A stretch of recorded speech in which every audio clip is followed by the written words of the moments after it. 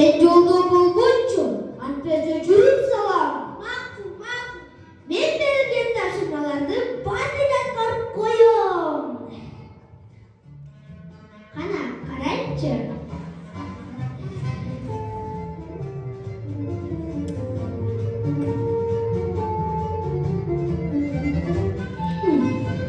Азиз тутушка бир тамак жем сатып алдым. Ал тамакка 27 баштыкча болгон. Эгерде бир аптага тотукуш 3 баштыкча жем жесе, анда бул тамак канча аптага жетет? Ошондо 27ге 3тү кошоп, 30 тамак болот. Жетет да бир аптага.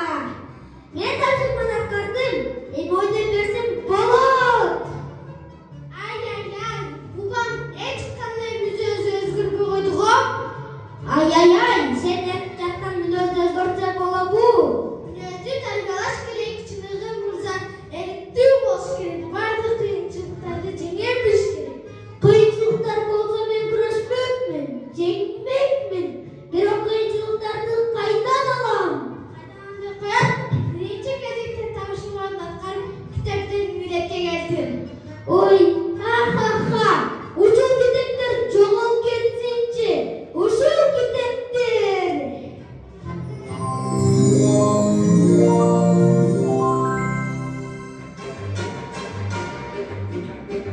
Ой, кайда дейт калды? Силер кимсиңер? Бул биздин ата болгон турбайбы? Ооба, өз окуушун китептерин тааныбайт го. Түшүнүктүү. Силер менин окуган китептерди турбайсыңарбы? Кандайсыңар? Силер мага эмне керек? Мен азыр эле тапшырмаларымды аткардым. Аткардым дейсиңби? Сенби! Кыргыз тилинен орус тилин, англис тилин менен көптөгөн тапшырмаларды аткарган жоксуң. Математика сабагынан да маселени туура эмес аткардым. Силер алып жаткан тапшырмалар мага эч нерсеси кереги жок. Мен келечекте жөн гана саякатчы болуп келем, өзгөчөлөрдү кыдырып, эс алгым келет. Биз бул баланы сакташыбыз керек экен. Силерге жардам берем. Ооба, өзүнүн аткарбай калган тапшырманы өлкөсүнө жөнөтөлү.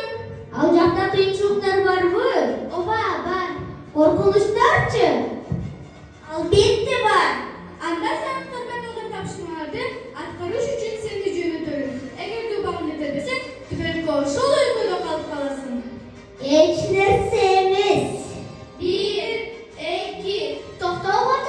Бул сага аткарбай калган тапшырмалардын өлкөсүнүн картасы. 3.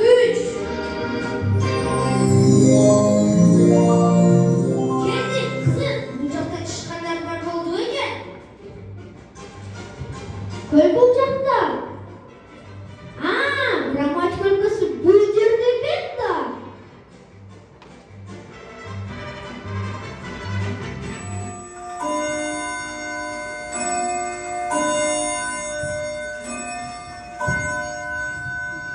Силер кимсиңер?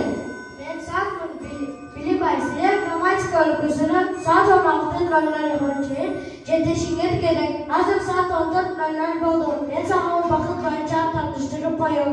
Убакыт тууралуу мен билем. Убакыт үчүн бирдеги саат, 1 суткада 24 саат бар. Туура айтасыңдар.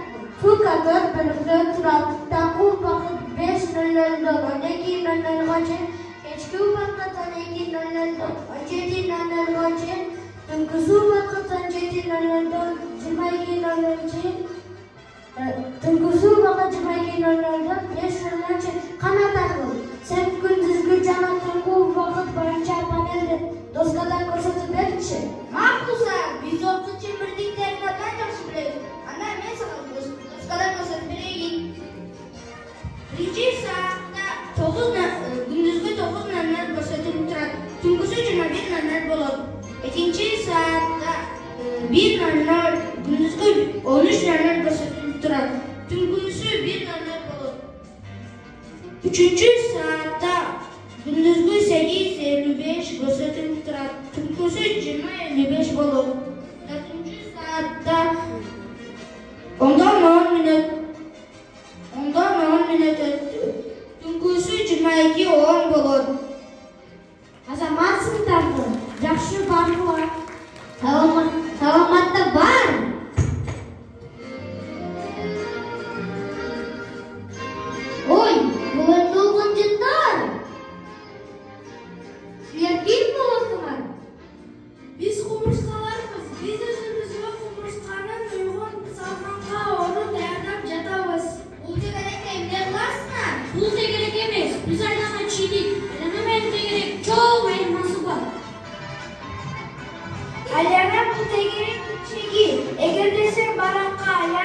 иши, кесип айлансак тегерек болот.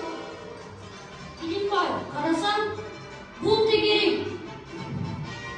Ал эми тегеректин чеги айлана. Биз бул айлананы циркулдун жардамы менен чийдик. Демек циркуль ролун аткарды. Ошондой эле циркулдун узундугу радиуска барабар. Биз белгилеп койгон чегик айлананын борбору менен калгандай жакынга тукташтырып радио салабыз. Айлананын диаметр түшүндүгү бар. Айлананын борбору аркылуу өтүп, эки жагын туташтырган кесиндик диаметр деп аталат.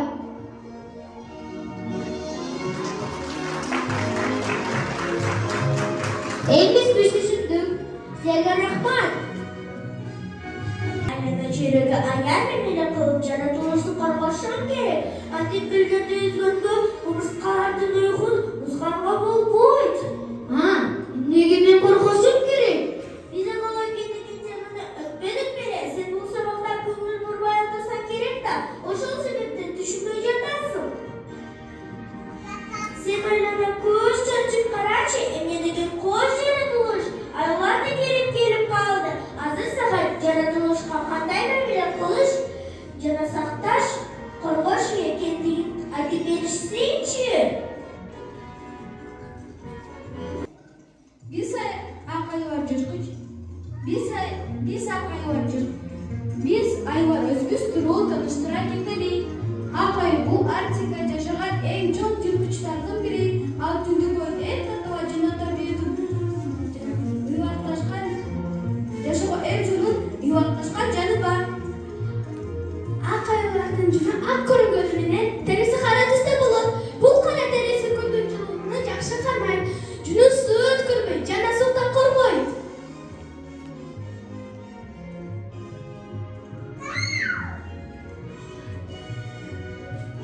Эркек акайлар 2-3 метр узундукка жетет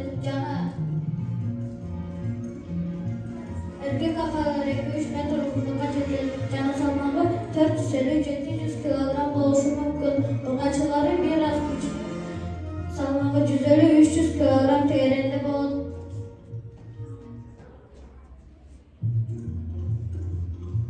Ак айвар жырткыч болуп саналат. Негизги азыркыбыз болгу жана башка чүлердер.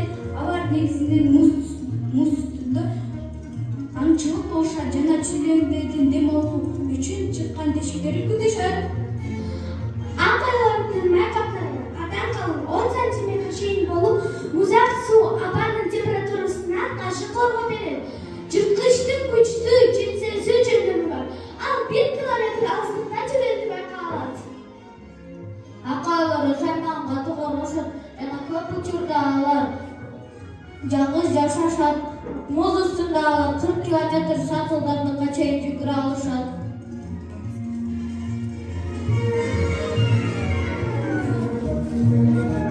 Илимбай, биз жаратылыш экологияны коргошубуз керек. Экология грек сөзүнөн алынган. Экос үй жана логос илим деген сөздөрүнөн алынган. Ада жаны бар өсүмдүк жана микроорганизмдердин өз ара байланышы, аларды курчап турган чөйрө жөнүндө изилдүүчү илим. Адам жаратылыштын бир бөлүгү. Адам жаратылышка келтирген зыяндарын өсүмдүктөрдү кырышат, таштандыларды ташташат. Ушул баары өзүбүзгө эле терс таасирин тийгизет. Мен эми түшүндүм. Жаратылышка аяр мамиле кылыш керек экенбиз да. Илимбай, сен грамматика өлкөсүнө шашыл. Асманда булут каптап келе жатат. Жаңгырга албай эртерээк жетип ал. Булут? Ал кайдан пайда болду? Мен булутту көргөнмүн. Дароо, сен булуттун пайда болушун тажрыйба түрүндө көргүң келеби? Ооба, көргүм келип жатат. Жүргүлө анда тажрыйбаны жүзүндө көрөлү. Жүрүүчү каражатта 0,5 бүтөңкү, суюк самыр, суу салфетка. Даяр болгон суюк сууга ичишкен 4-5 тамчыны куюп алабыз. Андан кийин жакшы аралаштырып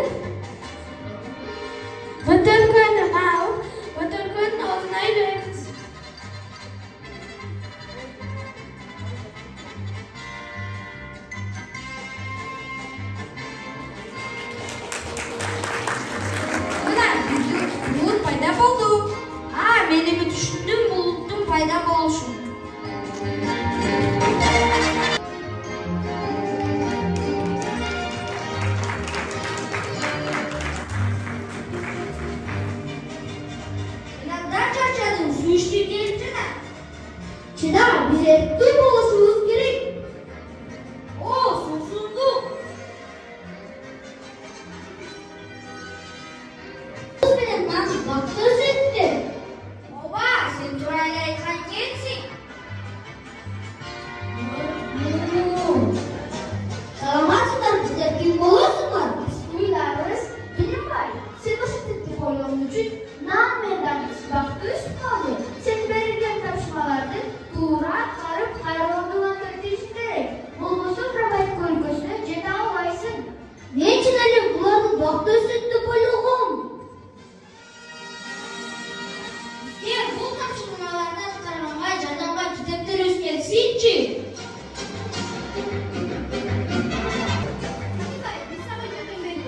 Yoksa biz de kalma. Bilim var. Senin nerede sıralı malumat çok okşun. İnsan malumat değil. Darbız baktın bilimden alıngan hidrolu sanat şireli döktürmemi Aşkabat'ta übülesinden tanıdık. Alt ünlünün köpçük yerlerinde Ceydin Sıvıoğlu eserlerin akyenimizde alıngan darbız cenkısında en sağından sergildiği yazık. Darbızdın faydalı kasiyetlerinden ekberi, den soğukka faydası, su balansı saktı. Darbızdın 90%'den aşırı sudan turan, bu organizmden ımlaştıran antioksidanlar, likopin cana vitaminsi, erkin radikallarına karşı kuruşup organizmde yaşatan kali cirokan tamir sisteması kurdu, kan basıncı dövüldürü yardım verir. İmzetli bökümdü, darbız diüretikalık bölümdü tazalığı yardım verir. Darbızın maddelerinin kadar eşitlenir. Algeni, ağız kabak olsun diseli ünlüğü en son darbızın salmamı 159 kilogram olgun. Xitay darbızanları boyunca birinci oranda durar. Cür bilinmeyen salga darbız özgürlüğünün derin eksperiyin. Darbız bakta ilerlerde giler bıçak, mına sonday bol bıçak.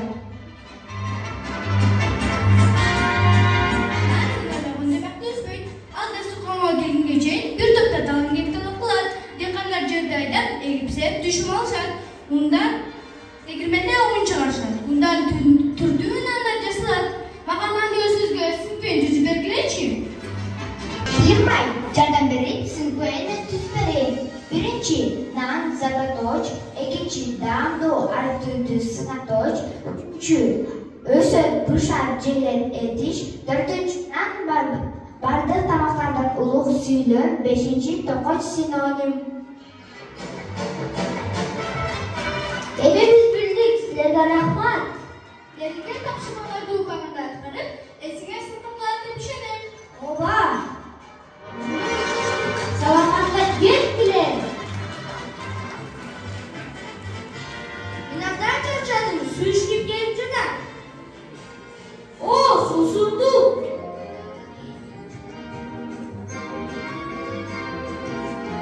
Çınar bize bir konuşmamız gerek. O susuzdu. Satışın olur mu? Çok bulakçalar satılmay. Biz gece cardan beri bu cemişlerdi sanatlarına tapşırır sanarlarla ne çalasınlar. Urmanton derler bizge darbız, anar, cüzüm, canananısız sabahtan tapkana cadan bir koyumuzlar. Urmanton derler, silerde doktor var mı? Yok olsa biz silerde cadan verelim. Birinci suretmeyen ikinci surette koştuk. Üçüncü cüzün ananas cana ambuzluk sağlamı çıkar. 16 koşulgan onu 29 kadar ağır. Dördüncü sıradaki ananas bilinir buzun salmağı 1,4 kilogram etinden esken. Alıp demesek 3. cüzünden salmağı 29 kilogram. 12'ye beraber bol. Turra bu üç şingil bir şingildeki tapsak 12'ni 3 bölsük 4 çıkar. Bu bir şingil cüzünde salmak.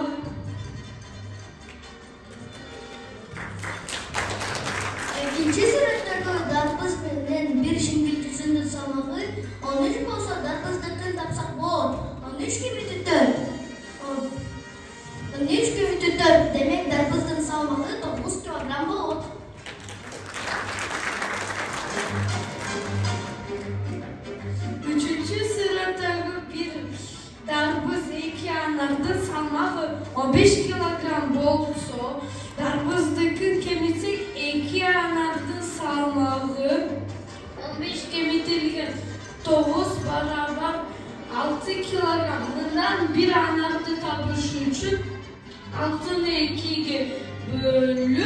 bir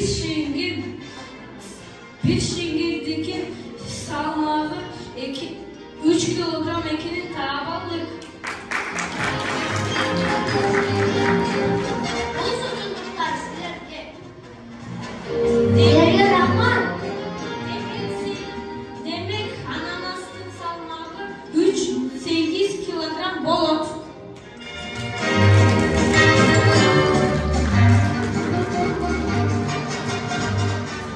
Salamatda bardılar.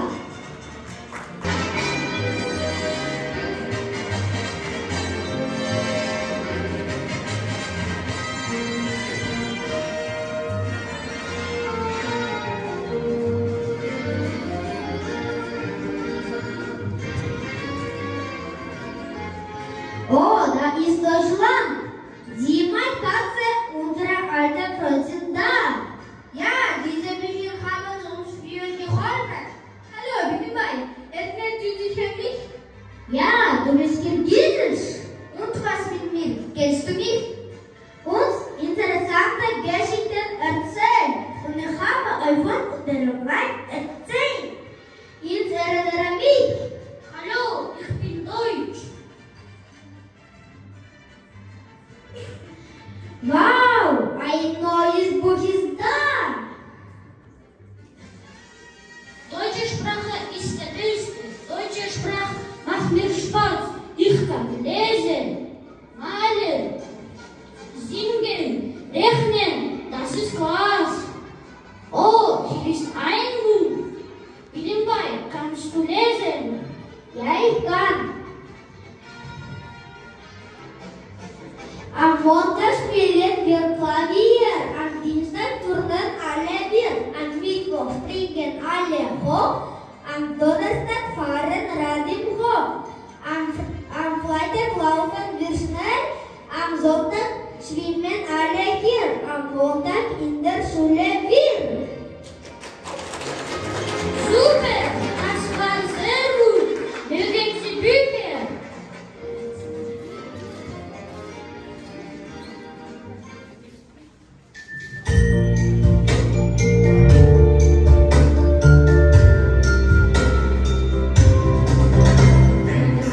Bist, dann klatsche in die Hand. Wenn du fröhlich bist, dann klatsche in die Hand. Wenn du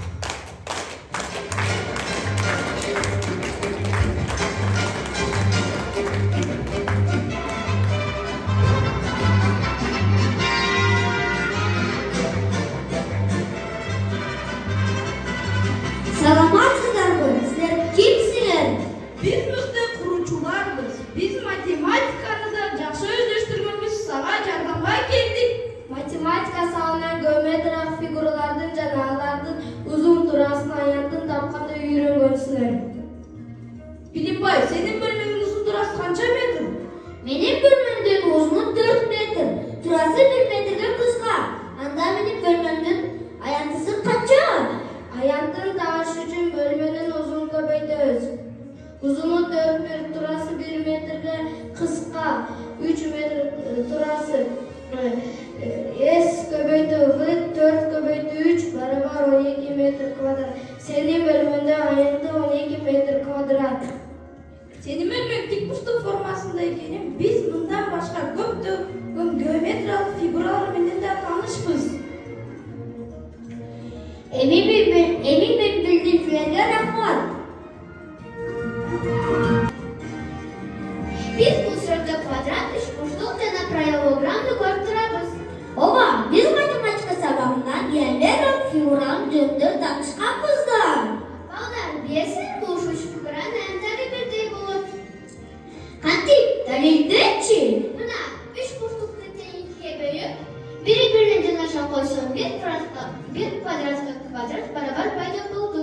Мен да тактым, анда параллелограммды экиге бөлүп, квадратка тең толуктасам, алгачкы квадратка барабар квадрат тең чыкты. Сага рахмат. Это же учебник русского языка. Здравствуй, учебник. Да, верно. Это мой учебник русского языка. Здравствуй, учебник. Здравствуй, Билимбай. Сегодня ты не повторил безударные и гласные в корне слова.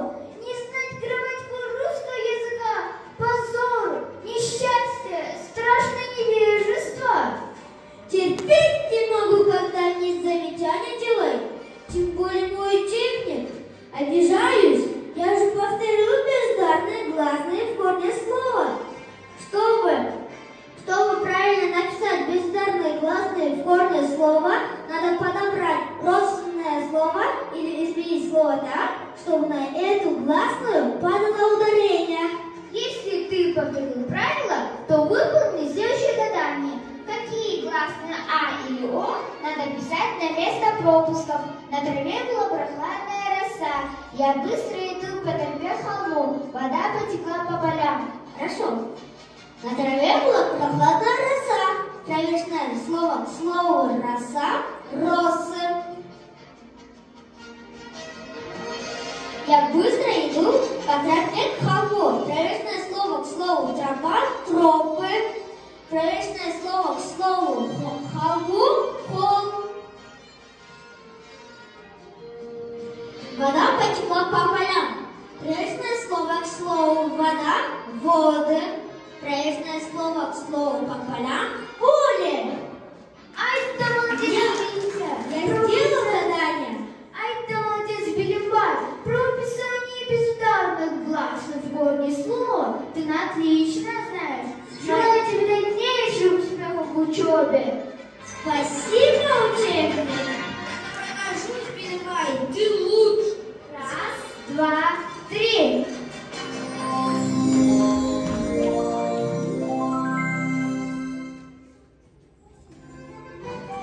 Özüm, men senden nari meselemen oynabойм.